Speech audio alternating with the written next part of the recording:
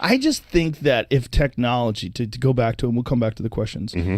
if technology continues to advance in the direction that it's going, it seems to me that one of the things that's happening is the distance and the distance between us and information is getting smaller and smaller. Mm-hmm. Our access to information is getting greater and greater. And that as this time goes on, it's going to be more integrated into who you are as a person, whether it's through Elon's creation or someone else's creation. Mm-hmm. Once that happens, I could envision a language that's being used through which we can communicate with each other, that Elon was discussing when he said you're going to be able to communicate without using words. That once that happens, you're going to be able, whether it's 100 years from now or 1,000 years from now, whatever it is, you're going to be able to display or to communicate with pure intent. You're going to be able to do things without... I get it. Our ability to use personality and charisma and language and to be more articulate and impressive in the way you talk, to have a different impact on the way a person receives your thoughts. Instead, it'll be purely your intent and your thought. Purely your thought process. Allow me to ask, suppose that is possible, why would you want to do that? Why wouldn't you want to be living in a tree throwing poop at the other chimps? Those are the good old days. The good old days when we were in the trees and we didn't have fire. We had to catch our rats and eat them alive. In fact, we got very good at throwing things, even if it started with poop. We're the best throwers of any species there ever was, ever. And they think that might have contributed to us becoming what we are. Ever. Right? So just because we can extrapolate to a thing doesn't mean that's the thing that's going to happen. True. So I'm old enough to remember the 1950s and 60s. People were imagining the future, the home of the future. Well, technology was automating things. So everything was a button. So the home of the future was just a button. And then people imagined that the future evolution of humans, we'd grow a big index finger because you had to be pushing buttons all the time. Right. And now, no, we don't have buttons all over the house. Not really, okay? That's not the thing. Well, we have the remote control. I guess that's buttons, but the button can do 1,000 different things, right? Depending on how it's programmed.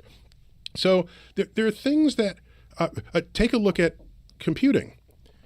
There was an era where the bigger a computer was, the more powerful it was, okay? Let's go right up to 1968, 2001, A Space Odyssey. This is imagining a world in 2001. Oh, computers will be really big then. There's that one big computer in the center of the ship. Oh, no one imagined that you'd have something more powerful than that on your hip. Yeah. That was, no one thought that way. People imagine the future where we have motorized sidewalks and monorails and everything. And what we didn't get was we thought energy would cost nothing.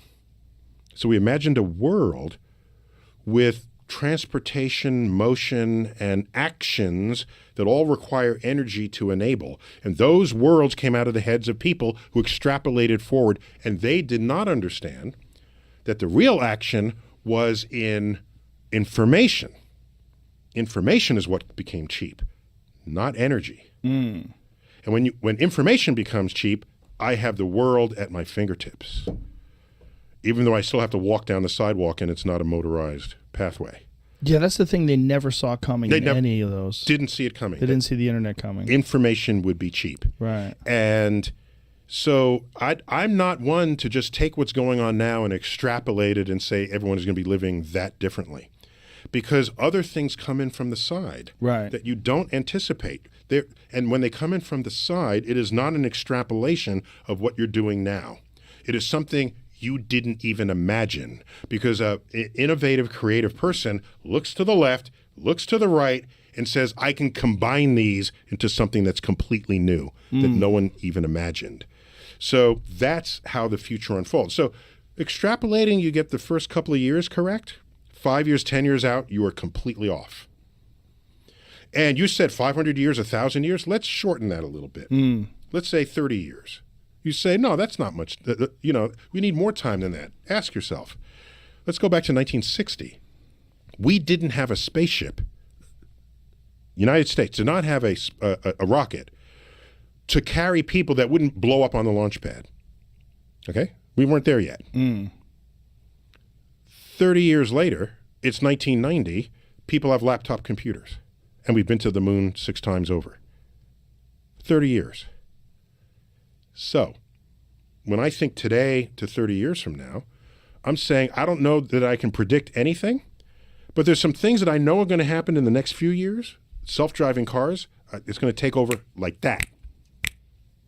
Why? Because you replace your car half the people replace the car every 5 years. So in 5 years, if I have a self-driving car and all the HOV lanes are now reserved only for self-driving cars, that's the next car you're going to drive. Do you drive one? Do you drive a Tesla? I have a Tesla. Do you ever do the self-driving thing? Never. It's awesome. Yeah, no, I don't. I'm not. It scares me, but I'm not ready that for little it. button. Doo doo. Yeah, I'm not ready for it. And that's equipped. itself. I even paid a couple of dollars, the Me extra too. dollars to get Yeah, that. No, I'm I'm not ready for it yet. But don't be scared. Jamie, do you use it? Sometimes, yeah. No, I'm not ready. I'm not ready for that. Most of the time, I don't, though. Honestly. But I'm ready culturally for it. Yeah. Yes, it'll save 30,000 lives a year. All right. So this is, and no one's going to drive home drunk. And a self-driving car, when it changes lanes, it tells the other self-driving cars, I'm going to change lane. It parts the traffic for it, and it then opens into a lane. Okay? This is the kind, and it can go 90 miles an hour separated by 5 feet in front and back of the car. Let's not do that. No, because you're thinking of your own reflexes and not that. I'm thinking of things going wrong. Every now and then you see one like that hits like a tire iron that's in the middle of the road. That could happen. However, another car would have seen it. I'm in my Tesla. I come up to a road. The Tesla tells me on the screen, changing suspension because of a bumpy road ahead. I said, how's it know it's a bumpy road ahead? It gets there's a clearinghouse of this information. Some other Tesla went on that road and figured that out. My Tesla went on that road before it had figured it out. Okay? So the shared information becomes hugely valuable. And yeah, you might have the tire iron in the road, and so 5,000 people a year die rather than 35,000 people. We got to wrap our heads around that one this time around. My analogy to this is we used horses for thousands of years. Yeah. Now you go from 1910 to 1930. 1930, you can't give away a horse. Not in urban areas, no. Isn't that crazy?